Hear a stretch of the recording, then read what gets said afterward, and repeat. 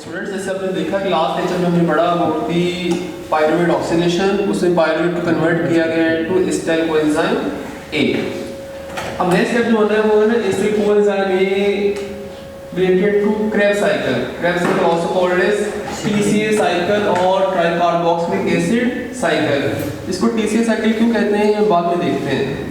ये हो रहा होता है in the matrix of the mitochondria, तो इसको हम क्या कहेंगे, इसका माइटोकॉन्ड्रियल मेटाबॉलिक पाथवे। अच्छा, एक पॉइंट पढ़ाया है मैंने, इसको हम साइकिल क्यों कहते हैं। Krebs is the name of a scientist जिसने डिस्कवर किया था, इसको हम साइकिल क्यों कहते हैं।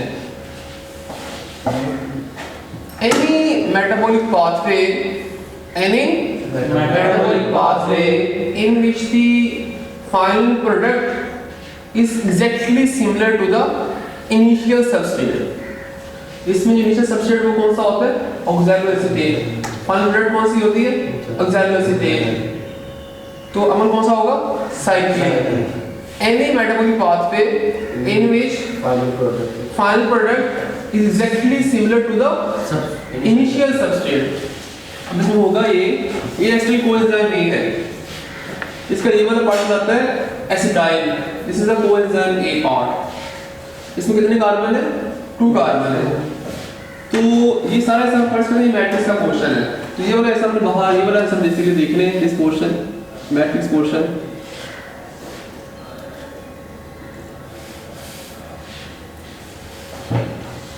तो यहाँ पर मौजूद है acceptor of acetyl coenzyme A called as oxaloacetate।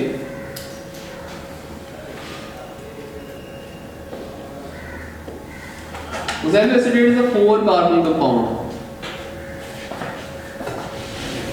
ऊपर से कितने कार्बन आ रहे हैं,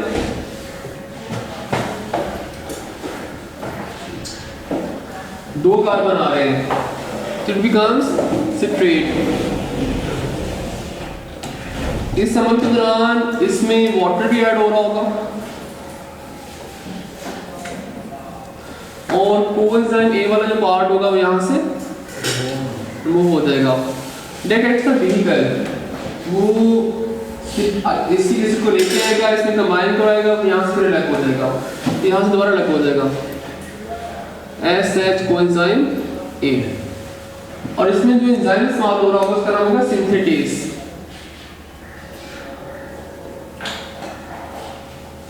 सिंथेटेज बेसिकली ओक्सालोएसेटेट कंडेंसेशन करवा रहा होता है।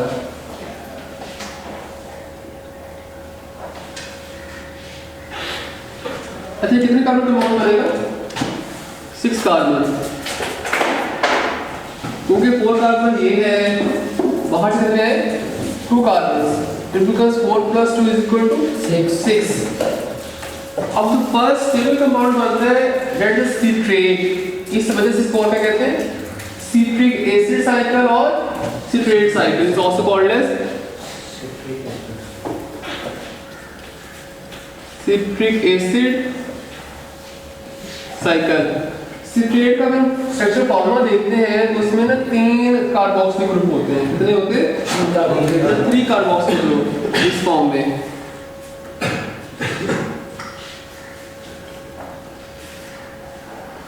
इस वजह से हम क्या कहते हैं इसको, tricarboxylic acid cycle, it is also called as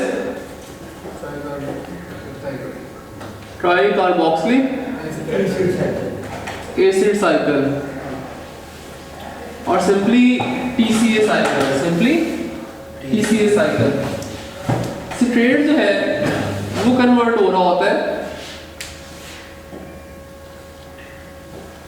into isocitrate। तो isocitrate is also a 6 carbon compound.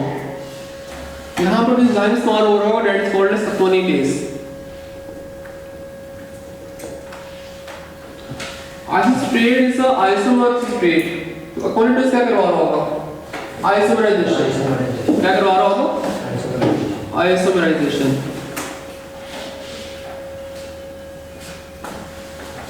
Isotrate finally converts into a compound called as alpha keto glutarate, it's a 5 carbon compound.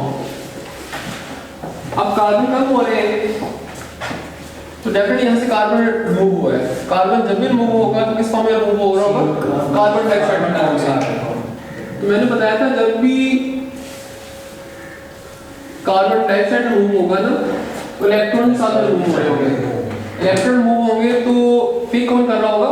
Electron carry called as NAD। NAD convert हो जाएगा NAD की हो रही होगी reduction, convert हो जाएगा into NaDH। NAD is a battery जिसके पास float form of energy है।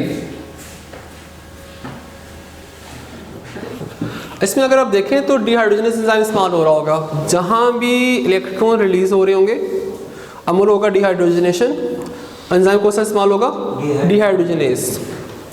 अच्छा, the next is alpha ketoglutarate. This one converts into a compound called as succinyl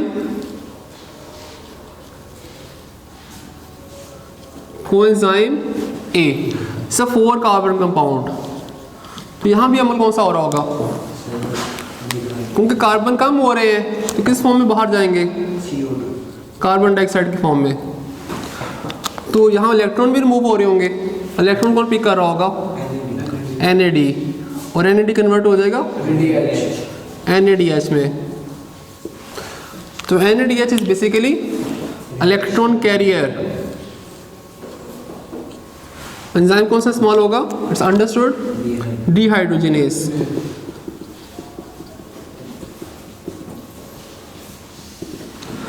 And finally, succinyl coenzyme A, this one converts into succinate, succinate.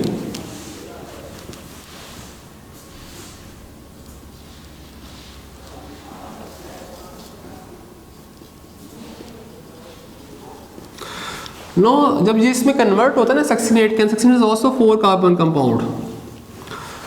It में यहाँ से carbon से remove नहीं हो रही होगी और मज़ीद रिमूव होगी भी नहीं। वजह क्या है कि हमने जो कंपाउंड बनाया डेट इज़ 4 कार्बन कंपाउंड। तो जो हमारे पास मौजूद डेट इज़ 4 कार्बन कंपाउंड, अब मज़ीद हम कार्बन डाइऑक्साइड रिमूव नहीं कर पा रहे होंगे। अच्छा, जब ये इसमें कन्वर्ट होता है यहाँ, जैसे एक्सोथर्मिक रिएक्शन, यहाँ से एनर्जी रिलीज होती है, उसको पिक कर रहा होता है GDP। कौन पिक कर रहा होता है? GDP। और GDP जो है उसके बाद फॉस्फेट मिलती है इनऑर्गेनिक और कन्वर्ट हो जाता है इनटू GDP। पर हम जानते हैं कि हमारी बॉडी जो एनर्जी इस्तेमाल करती है किस फॉर्म में कर रही होती है? ATP। This is ultimately converted into, ये टूटेगा ADP कन्वर्ट हो जाएगा इनटू अल्टीमेटली इनटू ATP। इस समय में जो एंजाइम इस्तेमाल हो रहा होगा that is synthetase. What is that? Synthetase. Next जो रिएक्शन है उसमें सक्सिनेट कन्वर्ट होगा इनटू फ्यूमारेट। अगर हम मानते हैं सारा मैट्रिक्स है हमारे पास और ये वाली जो मेमोरी मैं बना रहा हूँ, this one is the outer membrane of the mitochondria, this one is the inner membrane of the mitochondria. तो इसका एंजाइम जो होता है ना वो इस यहाँ पर होता है, सक्सिनेट डिहाइड्रोजनेस। क्या नाम होता है इसका? This enzyme is embedded in the inner mitochondrial membrane. बाकी एंजाइम उमन होते हैं ना space of the mitochondrial space called as matrix. कहाँ पर होते हैं? मैट्रिक्स में। ये कहाँ पर होता है? Outer membrane, this one is the inner membrane, तो इसमें मैरिड होता है। तो ये हमारे इस तरह हो रहा होगा और यहाँ ये कन्वर्ट होगा इनटू फ्यूमारेट। ये भी 4 कार्बन कंपाउंड ही होगा और इस एंजाइम का नाम होता है सक्सिनेट डिहाइड्रोजनेस। ये मैंने बताया था जहाँ भी ये इस्तेमाल हो रहा होगा डिहाइड्रोजनेस तो वहाँ पर इलेक्ट्रॉन रिलीज हो रहे होंगे उनको पिक कर रहा होगा कैरियर। तो यहाँ पर जो एनर्जी रिलीज़ हो रही होती है वो बहुत ज़्यादा अमाउंट ऑफ एनर्जी नहीं होती, तो हमें फिर चाहिए होगी यहाँ पर छोटी बैटरी जो स्मॉल अमाउंट एनर्जी स्टोर कर सके। NADH है ना, बड़ी बैटरी है, वो लार्ज अमाउंट ऑफ एनर्जी को स्टोर कर रही होती है। तो यहाँ पर जो इस्तेमाल किया जा रहा होता है वो हो रहा होता है FAD। क्या? FAD। ये कन्वर्ट होगा इनटू FADH2। तो इसके अंदर भी एनर्जी मौजूद है पर smaller amount of energy. Fumarate जो है this one ultimately converts to malate. Malate is also 4 carbon compound. यहाँ पर जो एंजाइम इस्तेमाल होगा डेट इज फीमारेज।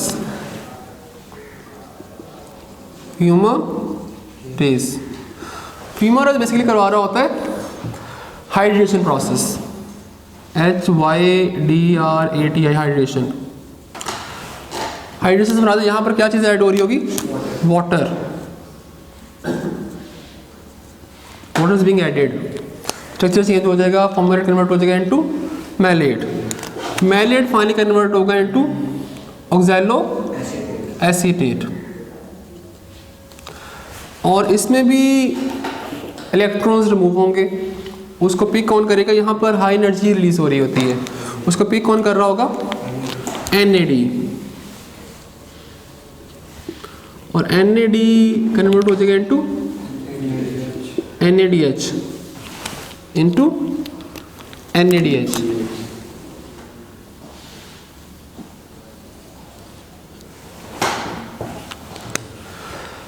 और इलेक्ट्रॉन्स अगर रिमूव हुए हैं तो एंजाइम कौन सा इस्तेमाल हो रहा होगा? Dehydrogenase.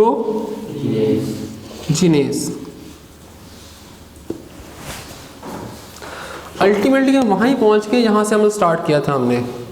Such a pathway is called as cyclic process. अच्छा, अगर हम देखते हैं इसमें टोटल स्टेप्स कितने इन्वॉल्व हुए हैं इस पूरे पाथवे के अंदर, अगर हम मानते हैं स्टेप नंबर 1 है, step number 1, step number 2, step number 3, step number 4, step number 5, step number 6, step number 7, step number 8। Total steps कितने बन जाएंगे इसमें? इट मीन्स कि Krebs cycle is a 8 step process. This one is a 8 step process overall. अगर इसकी हम देखते हैं एनर्जी करेंसी कि एनर्जी किस तरह इसमें प्रोडक्ट्स कौन कौन सी बन रही होंगी, तो हमारे पास यहाँ पर आएगा इसका ओवरऑल चार्ट।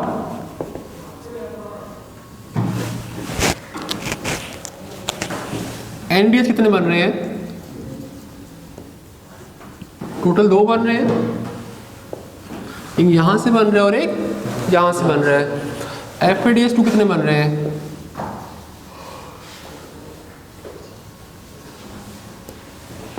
एक। जो NADH है वो टोटल बन रहे होंगे हमारे पास 3, क्योंकि एक यहाँ से रिमूव हुआ है, एक यहाँ से रिमूव हुआ है और एक यहाँ से, तो यहाँ 2 नहीं बनेंगे, यहाँ कितने बनेंगे? 3 बनेंगे।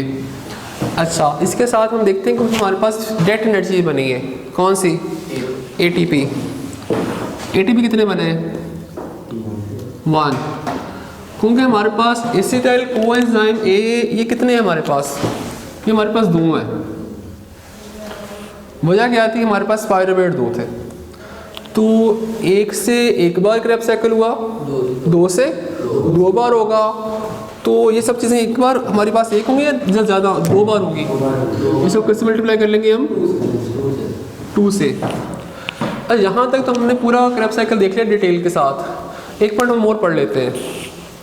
Krebs cycle itself is the amphibolic process. कौन सा प्रोसेस है? It's amphibolic process.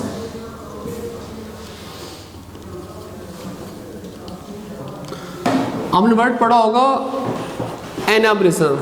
एनाब्लिज्म is a constructive process जिसमें कुछ चीज़ बन रही होती है, जैसे फोटोसिंथेसिस। आपने एमएल पढ़ा होगा कैटाब्लिज्म, जिसमें कुछ चीज़ टूट रही होती है, जैसे सेलुलर रेस्पिरेशन। पर उमूमन एक वक्त में केमल हो रहा होता है या एनाबलिज्म हो रहा होता है या कैटलिज्म हो रहा होता है।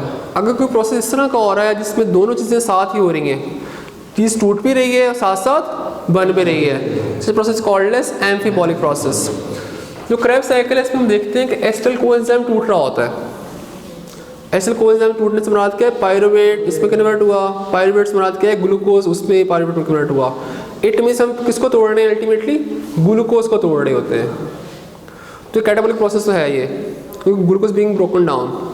इसके साथ साथ जो है ना, इसके बहुत से जो इंटरमीडिएट कंपाउंड्स बनते हैं, they act as precursors to use another molecules. For example alpha ketoglutarate, alpha ketoglutarate use to form glutamate is a precursor of glutamate. Glutamate is a amino acid. फिर ये आगे यूज हो रहा होगा in the formation of arginine, glutamine etcetera. तो ये मतलब कौन सा हो जाएगा, एनाबॉलिक। इस तरह ही ना succinyl coenzyme A use to form porphyrin, use to form porphyrin. Porphyrin पड़ा होगा क्लोरोफिल के स्ट्रक्चर के अंदर, पोरफायरिन रिंग। तो ये इसको बनाने में इस्तेमाल हो रही होगी, जैसे प्रिकर्सर ऑफ पोरफायरिन। तो अमल कौन सा हो जाएगा, एनाबॉलिक। बजाते खुद कौन से, कैटाबॉलिक। और इसके एलिमेंट्स यूज हो रहे हैं formation of the molecules. It's a catabolic along with anabolic. Such a process is called as amphibolic. Amphi कहते हैं डुअल, जैसे दोनों बस साथ साथ हो रहे हो। तो that was all about Krebs cycle. हमने डिटेल से पढ़ लिया है, इसमें ग्लूकोज कमल टूट चुकी हुई है। इन द नेक्स्ट सेशन हम पढ़ेंगे कि इसकी जो प्रोडक्ट्स हमारे पास आई हैं NADH और FADH, उसको हम कन्वर्ट करेंगे into ATP। That's all for today. अगर इसको याद करना चाह रहे हैं तो we can memorize by it by simple mnemonic.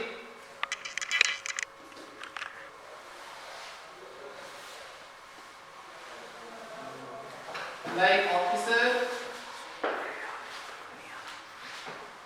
can, I, he, selling sweets for money. Officer में जो O है, that represents velocity. This here represents grade, I for acetate, K for alpha ketoglutarate, S for succinyl coenzyme A, and speeds which as such that means succinate, F for fumarate, M for malate. So in this way you can memorize the entire steps. इसका हम एक और model से याद कर सकते हैं, like RCB